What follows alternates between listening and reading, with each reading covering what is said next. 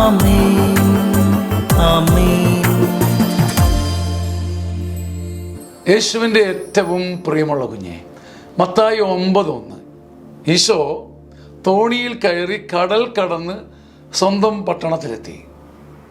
സ്വന്തം പട്ടണത്തിൽ സമാധാനത്തിൻ്റെയും സ്വസ്ഥതയുടെയും ഒരു ദേശത്തെത്തും മുമ്പ് ഒരു വഞ്ചിയാത്ര, ഇളകിമറിയുന്ന ഒരു വഞ്ചിയാത്രയുണ്ട്.